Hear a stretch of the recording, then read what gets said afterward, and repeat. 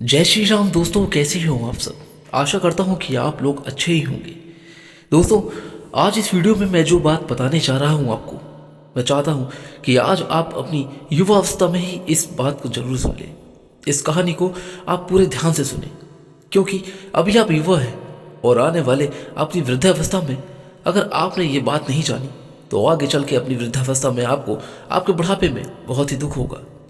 और आज की इस वीडियो में मैं आपको बताने जा रहा हूँ कि वृद्धावस्था यानी कि आपके बुढ़ापे में कौन सी वो दो वस्तुएं हैं, कौन सी वो दो ऐसी चीज़ें हैं जो आपको बुढ़ापे में ही आपको सुख देती हैं। जी हाँ, ये बात हर पति पत्नी को जानना बहुत ही ज़रूरी है, हर व्यक्ति को जानना बहुत ज़रूरी है, आवश्यक है।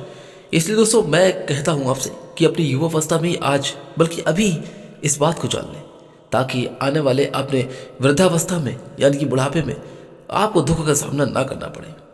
तो चलिए, मैं बताने जा रहा हूं दोस्तों आज आपको इस कहानी के माध्यम से कि वो कौन सी दो ऐसी वस्तु है जो पति पत्नी को उनके बुढ़ापे में सुख प्रदान करती है।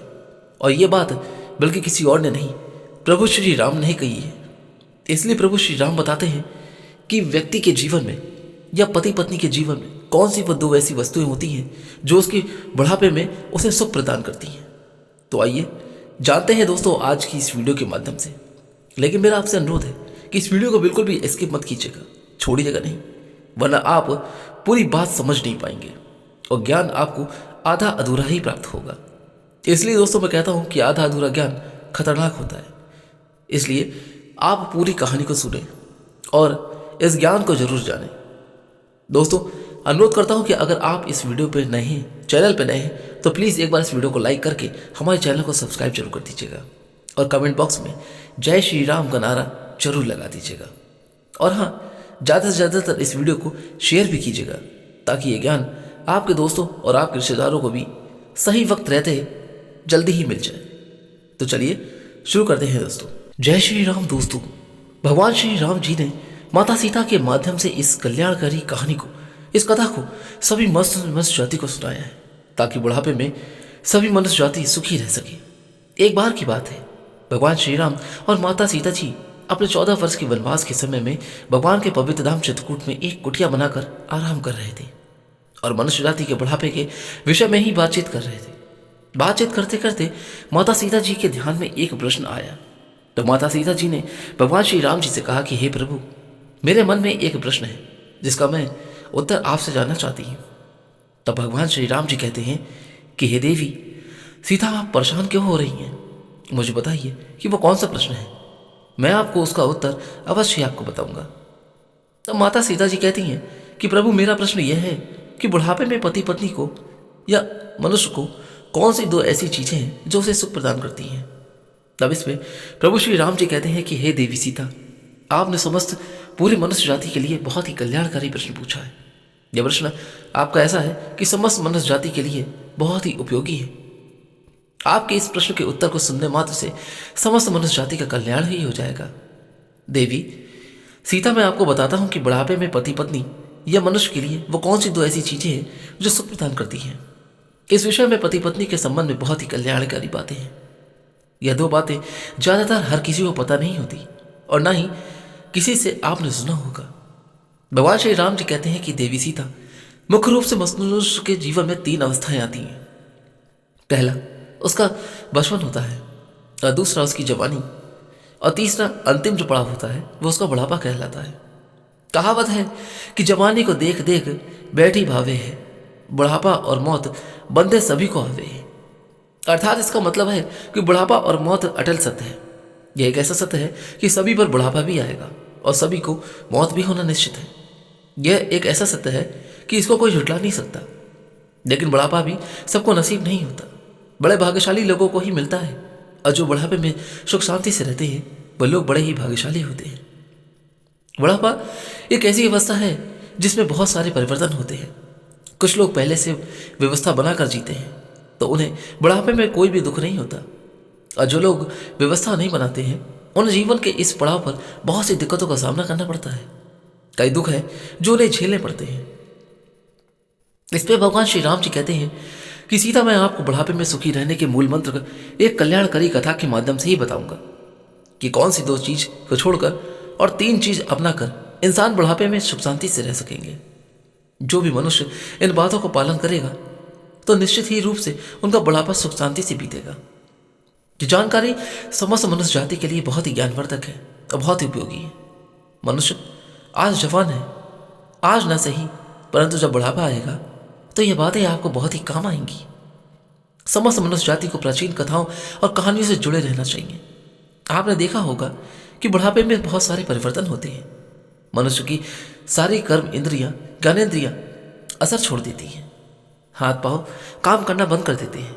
आंखों से कम दिखाई देता है और कानों से कम सुनाई भी देता है। जीभ पर स्वाद कणिकाएं खत्म हो जाती हैं और किसी भी चीज में स्वाद नहीं आता। दांत भी उस समय साथ छोड़ जाते हैं, जिससे बहुत सी चीजों पर मन मचलता है, लेकिन हम खा नहीं सकते क्योंकि दांत ही नहीं है। स्मृति खत्म हो जाती है, याद नहीं रहता और याददाश्त कम होती जाती है। शरीर के अंदरूनी अंग भी ठीक से काम नहीं करते। घर में बच्चे स्वयं फैसला करते हैं तो घर में बुजुर्गों का महत्व पहले जैसा नहीं रहता। चेहरे पर झुर्रियां आ जाती हैं, कमर झुक जाती है। कभी कभी तो ऐसा देखने को मिलता है कि घर में बेटों की बहुएं आ जाती हैं तो बुजुर्गों की चारपाई घर से बाहर निकाल दी जाती है। इसमें भगवान श्री राम जी कहते हैं कि देवी सीता, मन में विचार करो, ऐसे हाल में रहकर बुजुर्ग क्या सोचता होगा कि जिस घर को मैंने इतनी मेहनत से और लगन से पाई पाई जोड़कर सजाया था, बसाया था, आज वही मुझसे छीन लिया गया है। सोचो बुढ़ापे में कितना दुख होता होगा। जब वह घर का बुजुर्ग खाना पानी मांगता है तो बच्चे सुनते ही नहीं है, तो उसे गुस्सा आता है और वह गाली भी देता है। सबसे बड़ा दुख बुढ़ापे में तो तब होता है जब पति या पत्नी में से कोई एक मर जाता है। फिर उसका ख्याल करने वाला, उसकी भावना को समझने वाला कोई नहीं रहता।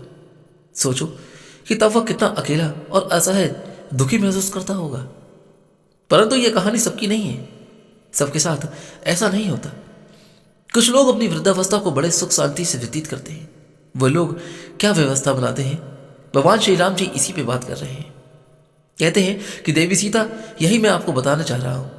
आप सोचिए कि पुरुष के जीवन में सबसे अच्छा कोई दोस्त हो सकता है तो वह उसकी पत्नी होती है, और एक स्त्री का सबसे सच्चा और अच्छा दोस्त कोई हो सकता है तो वह उसका पति ही है। यह सच है कि जीवन के इस मोड़ पर आकर वृद्धावस्था में पति और पत्नी भाई बहन की तरह हो जाते हैं।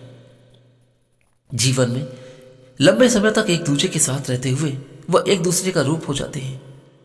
दोनों एक दूसरे को समझ जाते हैं, बिना बोले सुने भी एक दूसरे की इच्छा को जरूर समझ जाते हैं। बुढ़ापा में आकर दोनों एक दूसरे का ध्यान रखने की, ख्याल करने की भावना और अधिक गहरी और यहां पर मजबूत होती चली जाती है। बुढ़ापे के पड़ाव पर आकर स्त्रियां पति की देखभाल इस प्रकार करती हैं जिस प्रकार एक मां अपने बच्चे को करती है। कहावत है कि ना बेटा ध्यान करेगा ना बेटी ध्यान करेगी, पत्नी से बनाकर रखना वही देखभाल करेगी। भगवान श्री राम जी कहते हैं कि हे देवी सीता, याद रखना कि बुढ़ापे में जब लाठी नहीं मिलेगी तो पति की लाठी पत्नी ही बनेगी, और जब बुढ़ापे में चश्मा खो जाएगा तो पत्नी का चश्मा पति ही ढूंढ कर देगा और कोई नहीं आएगा ढूंढने और आपका ख्याल करने के लिए। इसलिए पति और पत्नी का एक दूसरे का हमेशा आदर करें। यह बाहर वाला तब तक आपके साथ है जब तक आपके पास धन, आपके पास पैसा है। अंत में एक दूसरे का साथ पति पत्नी दोनों ही को ही देना है। बुढ़ापे में मनुष्य बड़ा होता है, धीरे धीरे सब चीजें उसके हाथ से निकलती चली जाती हैं। इस स्थिति में स्वाभाविक है कि मनुष्य चिड़चिड़ा हो ही जाता है और गुस्सैल स्वभाव का हो जाता है। बहू बेटे, नाती पोते की अपनी अपनी जिंदगी हो जाती है। सबकी जरूरतें अपनी अपनी ही रहती हैं। बुढ़ापे में माँ बाप का कोई नहीं सुनता। सबका एक अपना अपना अलग ही जीवन होता है और वह उस जीवन को अपने तरीके, अपने ढंग से जीना चाहता है। तब उस समय बुढ़ापे की किसी को परवाह नहीं होती। ना ही वो व्यक्ति यह देखता है कि उस घर में उसके बूढ़े माँ बाप भी रहते हैं। इस स्थिति में कैसे सुख शांति से अपनी वृद्धावस्था को बिताएं, बुढ़ापे को काटें। भगवान श्री राम जी कहते हैं कि हे देवी सीता, मैं यही आपको इस कहानी के माध्यम से बताता हूं। बुढ़ापे में एक व्यक्ति ऐसा ही ग्रस्त था। उसके पास बहुत चिड़चिड़ापन था। वो बात बात में गुस्सा हो जाता था, जबकि उसकी पत्नी समझाती थी कि इस उम्र में इतना गुस्सा करना ठीक नहीं होता। परंतु वो मानता ही नहीं था। जरा सा नमक तेज हो जाता था तो भोजन की थाली को फेंक देता था। कभी मिर्ची ज़्यादा हो जाती तो खाने की थाली को फेंक देता। बहुत गुस्सा उसके अंदर था और इस व्यवहार से उसका पूरा परिवार परेशान था। पूरे घर में रोज कलेश बना रहता था और घर के सभी लोग सत्संगी थे और एक महात्मा जी के सत्संग में जाते थे। तो एक दिन एक व्यक्ति बोला कि इन्हें भी ले जाया करो सत्संग में, हो सकता है कि सत्संग सुनकर इनका व्यवहार बदल जाए और ये ठीक हो जाए। तो घर वालों ने बोला कि ठीक है। घर वालों को बात समझ में आ गई तो बोले कि इन्हें भी गुरुजी के पास ले चलते हैं, उन्हें दुख बताएंगे तो शायद ही कुछ हल निकल जाएगा। रोज रोज की किचकिच से हो सकता है कि मुक्ति मिल जाए और घर में क्लेश खत्म हो जाए और सुख शांति आ जाए। ऐसा ही सोचकर फिर एक दिन घर वाले बड़ी मुश्किल से उसे मनाकर उस वृद्ध व्यक्ति को गुरुजी के पास ले गए। तब महात्मा बिना बताए ही सब जान लेते हैं। जब वह गुरुजी के पास गए तो वे जान गए कि ये लोग मेरे पास क्यों आए हैं। गुरुजी ने देखते ही समझ लिया कि उनके घर में क्लेश है, इसलिए घर में सुख शांति की तलाश में ये मेरे पास आए हैं। और वे ये भी जान गए कि उनके घर में आखिर इस क्लेश का कारण क्या है जो रोज उनके घर में किचकिच बनी रहती है। इसकी वजह अगर असली बात क्या है। वह दुख से ग्रस्त परिवार जब पहुंचा तो दोपहर का समय था। फिर सब पहुंचकर गुरुजी को प्रणाम करके वहीं बैठ गए। उनके सामने ही आसन पर गुरुजी अपनी कुटिया में कुछ लिखवा रहे थे जो उनकी धर्मपत्नी का नाम था। अचानक गुरुजी की माता प्रेम से बोली कि प्रेम, दीपक जला कर लाओ, तो मुझे कुछ खोजना है। जब गुरुजी दीपक लाए तो उस दुखी परिवार को बड़ा आश्चर्य हुआ कि एक तो दोपहर का वक्त है, अच्छी खासी धूप उजाला है, तो दिया मांगने की क्या जरूरत है। तब उस दुखी परिवार ने सोचा कि संत जी या तो मूर्ख है और या फिर पागल है। भला सूरज की अच्छी खासी उजाला है और यह दीपक मांग रहा है, यह तो बहुत अजीब संत है। सभी लोग अपने मन में ऐसा सोच रहे थे। तब तक माताजी जलता हुआ दीपक लेकर आ गई और उन्होंने चुपचाप दीपक को दे दिया और अंदर चली गई। फिर सब सोचने लगे कि उनकी पत्नी भी क्या खूब है। यह नहीं पूछी कि पागल हो गए हो क्या। दिन है, दोपहर का समय है, अच्छी खासी धूप है और रोशनी भी है, फिर यह दीपक क्यों मांग रहे हो। वह बुजुर्ग आदमी बड़ा आश्चर्यचकित होकर यह सोच रहा था कि मैं कहां आ गया। पागलों के पास में ये संत जी तो सचमुच पागल है, साथ ही सबसे बड़ी पागल और मूर्ख इसकी पत्नी भी है। ये पागल मेरे घर में सुख शांति लाएंगे या मेरे घर के कलेश को खत्म करेंगे, यह मेरा बुढ़ापा सुखी करेंगे। उसके मन में सवाल ही सवाल बार बार उठते जा रहे थे। वह सोच रहा था, मन ही मन विचार कर रहा था, परंतु उसने कुछ बोला नहीं और अपने गुस्से में ही बैठा रहा। तो इसमें गुरुजी इसकी मन की बात तो जान गए कि यह गुस्से से फनफना रहा है और हमें पागल समझ रहा है।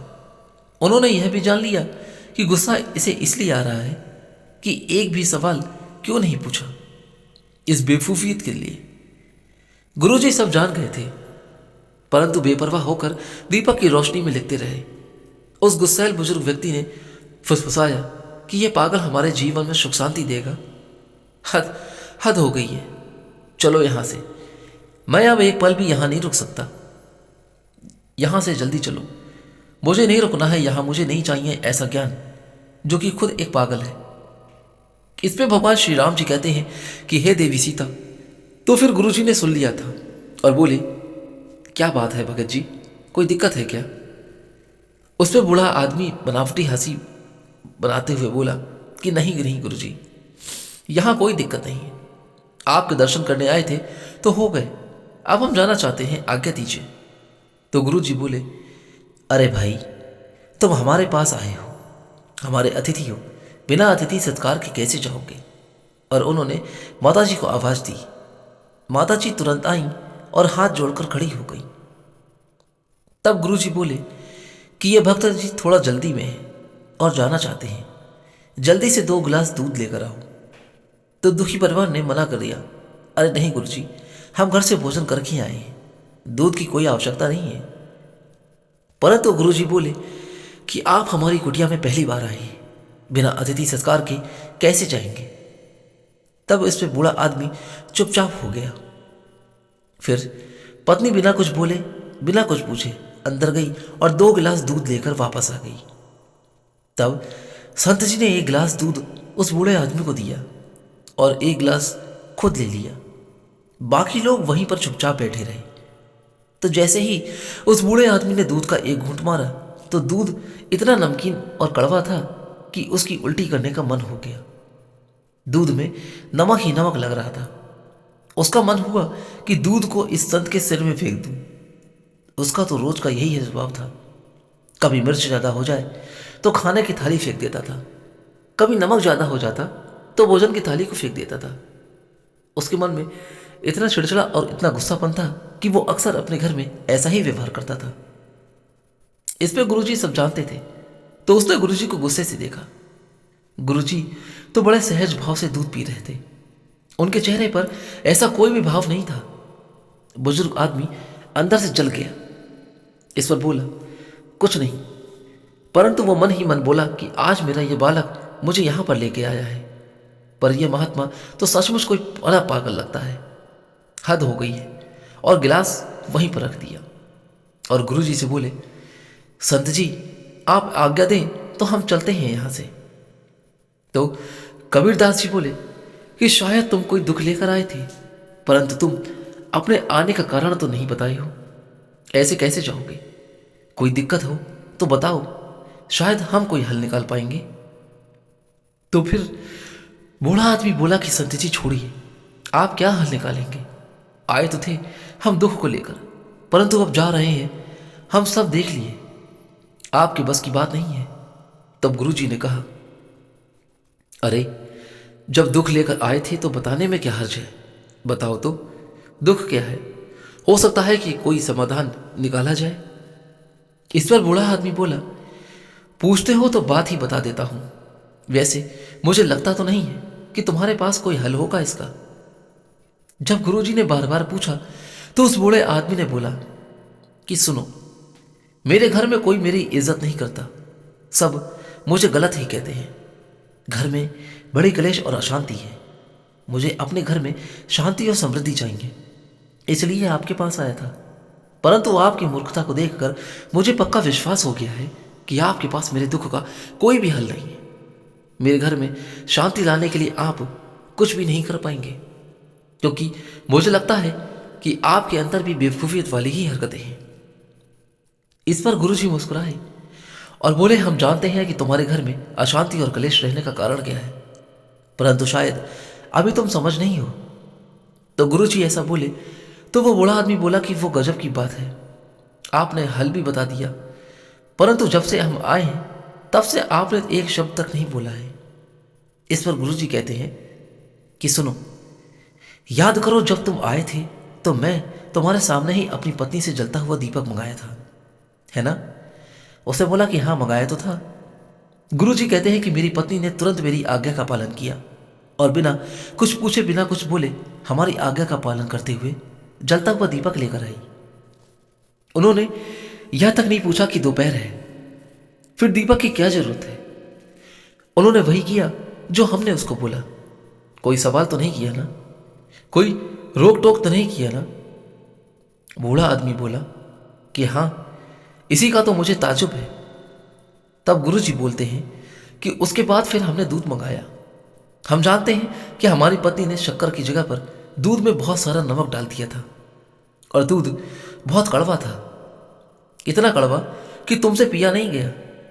और आपने देखा होगा कि हम इस कड़वे दूध को चुपचाप पी गए। तो पता है क्यों? जानते हो? नहीं जानते ना? क्योंकि जब हमने अपनी पत्नी से दीपक के बारे में कुछ नहीं पूछा तो हमारा भी कोई अधिकार नहीं है कि कोई सवाल या जवाब नहीं किया। तो हम भी कैसे कोई सवाल जवाब करते? दीपक लाना हमारी आज्ञा का पालन करना ही अपना धर्म समझा, तो हम कैसे पूछते कि दूध कड़वा क्यों है? हमने भी अपना धर्म समझा और उस दूध को पी लिया। जिस तरह उन्होंने कोई प्रतिकार नहीं किया है, इस तरह हमने भी उसका कोई प्रतिकार नहीं किया। इससे क्या समझे? इससे यह सिद्ध होता है कि पति और पत्नी दोनों को सामंजस्य स्थापित करना चाहिए और एक दूसरे की बात को मानना चाहिए। एक दूसरे की बात का सम्मान करना ही चाहिए और यहाँ पर दोनों को प्रेम और विश्वास से रहना चाहिए। यही ज्ञान है। मुझे पता है कि तुम ऐसा नहीं करते हो। तो गुरुजी बोले कि तुम ध्यान रखो, गलती सबसे हो जाती है। आज गलती से दूध में शक्कर की जगह पर यहां पर नमक पड़ गया, तो हमने स्वीकार किया और चुपचाप बिना कुछ रोके टोके और बिना कुछ कोई प्रश्न पूछे हमने दूध को पी लिया। तुम्हारे घर में अशांति का कारण यही है कि तुम दो चीजों से बहुत ज्यादा परेशान हो और उसी के कारण तुम्हारे घर में यह कलेश और अशांति की स्थिति है। यहां पर भगवान श्री राम जी कहते हैं कि हे देवी सीता, गुरु जी कहते हैं कि बुढ़ापे में जो इन दो चीजों का त्याग कर देता है वही सुखी जीवन जीता है और यह पूर्णतः सत्य है। कबीरदास जी ने बताया कि ये दो चीजें हैं, स्वाद और ग्वाली। बुढ़ापे में सुखी रहने के लिए मनुष्य को जरूरी है कि स्वाद और गाली को छोड़ दे, तो घर में शांति ही शांति रहेगी। बुढ़ापा सुख से बीता जाएगा। हमें समझना चाहिए कि घर में जो महिला भोजन बनाती है कितने भाव से और मन से परिश्रम से भोजन बनाती है। गर्मी ज्यादा हो या जो भी परिस्थितियां हो, उस समय बड़े भाव से भोजन बनाती है और हमें उस भोजन को खिलाने को देती है। कहावत है कि राज रसोई बागड़ी कभी कभी बन जाए, कभी गलती हो जाता है कि नमक हो जाए। मिर्च ज्यादा हो जाए तो क्या हमें उस भोजन को फेंक देना चाहिए? बिल्कुल नहीं। हमें यह समझना चाहिए कि जैसे स्त्री ने, पत्नी ने, तुम्हारी पुत्र वधू ने या फिर बहू ने इतनी मेहनत से भाव से भोजन बनाया है, तो हमारा धर्म है कि उसे स्वीकार करें। और धोखे से नमक मिर्ची ज्यादा हो जाती है तो कोई बात नहीं, हमें उसकी प्रशंसा करते हुए उस भोजन को ग्रहण करना चाहिए, ना कि इस जगह पर गुस्सा करते हुए उस थाली को फेंक देना चाहिए।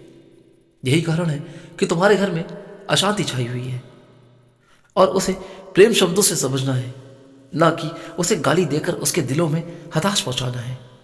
अगर हम ऐसा करते हैं तो दूसरे दिन वो मन से भाव से भोजन बनाएगी और अभी हम ऐसे में थाली जमीन पर फेंक कर मार देंगे तो सोचो जरा उसके दिल पर क्या बीतेगी। क्या उसके मन में तुम्हारे लिए कोई सम्मान बचेगा? नहीं ना। भगवान श्री राम जी कहते हैं कि देवी सीता, गुरु जी कहते हैं कि हरगिज नहीं। यहां उसे स्त्री का और अन्न का दोनों का अपमान होगा। यदि तुम ऐसा करोगे तो सोचो क्या होगा। हमें यह अपमान कदापि नहीं करना है। जहां भोजन और स्त्री का अपमान होता है उस घर से लक्ष्मी, शांति, समृद्धि और सुख ये चला जाता है। अतः भूल कर भी ऐसा जीवन में नहीं करना चाहिए। गुरु जी कहते हैं कि इसलिए बुढ़ापे में हमें दो चीजें त्याग देना है, पहला स्वाद और दूसरा गाली। जैसा भी मिले भगवान का भोग समझकर ग्रहण करना है, तो बुढ़ापे में कभी कोई दुख नहीं होगा। स्वाद और गाली दोनों ही बुढ़ापे में दुखदायी होते हैं। तो उस बूढ़े आदमी के परिवार को और खास तौर पर उस बूढ़े आदमी को यहां पर पूरी बात समझ में आ गई कि मेरे घर में अशांति और किचकिच का कारण क्या है। तो वह दोनों हाथ जोड़कर गुरु जी से क्षमा मांगा और बोला, गुरु जी, मैं अज्ञानी पता नहीं क्या क्या सोचा था आपके बारे में। मैंने जो अनुचित वचन बोला है, आप मुझे उदारता और विशालता दिखाते हुए क्षमा करने की कृपा करें। आज के बाद मैं ऐसा बिल्कुल कदापि नहीं करूंगा। गुरु जी ने उसे क्षमा कर दिया और बोले, आज संकल्प लो कि स्वाद और गाली को यहीं छोड़कर जाओगे। संत जी बोले कि सुनो, यदि बुढ़ापे में सुखी रहना चाहते हो तो इन दो चीजों का त्याग करो। भगवान श्री राम जी कहते हैं कि हे देवी सीता, अब मैं आपको अंतिम चीजों के बारे में बता रहा हूं, जिन तीन चीजों को हमेशा अपने साथ रखना है, तो बुढ़ापे में कभी भी किसी व्यक्ति को जीवन में दुख ही नहीं होगा और बुढ़ापा उसका सुख से व्यतीत होगा। तो फिर बूढ़ा आदमी बोला कि मैं आज से यही स्वाद और गाली का परित्याग करता हूं। परंतु संत जी, वह तीन चीज कौन सी है जो मुझे अपने साथ रखनी है? कृपया बताने की दया कीजिए। इस पर गुरुजी बोले कि जिनका जीवन अनुशासित होता है, सफलता उनके दरवाजे पर दस्तक जरूर देती है। मनुष्य का जीवन तभी सार्थक बनता है जब वह अपने कार्य और जिम्मेदारी के बीच संतुलन बनाकर रखता है। बुढ़ापा जीवन का वह पड़ाव है जहां पर हर इंसान सुख और आराम की जिंदगी जीना चाहता है। इस पड़ाव में खुशियां पाने के लिए मनुष्य को बुढ़ापे तक किन चीजों का साथ नहीं छोड़ना है, इसे समझना बहुत ही जरूरी है। अब पहली बात, धन का सदियों उपयोग है धन एक ऐसी चीज है जो अपने और पराई के बीच का फर्क समझा देती है। जब तक आपके पास है, रिश्ते नाते सब जगह अपनी पूछ और इज्जत होगी, परंतु जब धन धन नहीं होता तो अपने भी साथ छोड़ देते हैं। यह दुख तो बुढ़ापे में और अधिक बढ़ जाता है, जब आदमी ढलती उम्र में होता है। इसीलिए धन का सदा सदा के लिए उपयोग करना चाहिए। धन की बचत करेंगे तो बुढ़ापे में आपको किसी के सामने हाथ फैलाने की जरूरत नहीं रहेगी और आपका बुढ़ापा सुख शांति से कटेगा। साथ ही ध्यान संपूर्ण धन पर कुंडली मारकर बैठ जाना भी बुढ़ापे में दुखदायी होता है। दूसरी बात है कि अनुशासन, अभ्यास से ही आत्मविश्वास का जन्म होता है। जो इंसान अपना हर काम समय पर करते हैं, अपनी दिनचर्या को एक अनुशासित ढंग से जीते हैं, उन्हें कभी किसी पर निर्भर नहीं रहना पड़ता। वह अपने हर लक्ष्य को प्राप्त कर लेते हैं। शुरुआत से ही मनुष्य को अपने काम को सही समय पर और सही तरीके से करने की आदत होनी चाहिए, तो उसे बुढ़ापे में कभी दुखों का सामना नहीं करना पड़ेगा और उसका बुढ़ापा बहुत ही आसानी और सुख शांति से कटेगा। समय के अनुसार खान पान, समय पर सोना, जागना, व्यायाम और हर कार्य निश्चित समय पर करना है, जो अच्छे स्वास्थ्य के लिए बहुत ही जरूरी होता है। अनुशासन का साथ कभी नहीं छोड़ता और सतमार्ग पर सदैव चलना है। जब आप सतमार्ग पर चलेंगे तो यदि आपके घर परिवार वाले साथ नहीं देंगे तो भी आपका साथ भगवान स्वयं देंगे। आपके बुढ़ापे की लाठी कोई बने या ना बने, लेकिन हाँ, आपके बुढ़ापे की लाठी ईश्वर जरूर बनेंगे। भगवान श्री राम जी कहते हैं कि हे देवी सीता, इस प्रकार से संत जी ने बताया कि बुढ़ापे में वो कौन सी दो चीजें हैं जो सुख देती हैं। भगवान श्री राम जी ने माता सीता जी के माध्यम से इस कल्याणकारी कथा को समस्त मनुष्य जाति को सुनाया, ताकि हर व्यक्ति बुढ़ापे में समस्त मनुष्य जाति सुखी से रह सके और उसका बुढ़ापा सुख शांति से कट सके। दोस्तों, आशा करता हूं कि यह कथा आपको जरूर अच्छी लगी होगी और आपको एक नया ज्ञान जरूर प्राप्त हुआ होगा। आप समझ गए होंगे कि अब आपको अपने बुढ़ापे की वृद्धावस्था में क्या करना है। तो दोस्तों, यदि कोई नया ज्ञान प्राप्त हुआ हो तो एक बार कमेंट करके हमें जरूर बताएं। आज्ञा दीजिए, चलता हूं यहां से, फिर मिलूंगा जल्दी ही कोई और अच्छी वीडियो या फिर किसी उपाय को लेकर। तब तक के लिए आप अपने जीवन में खुश और स्वस्थ रहें। जय श्री राम।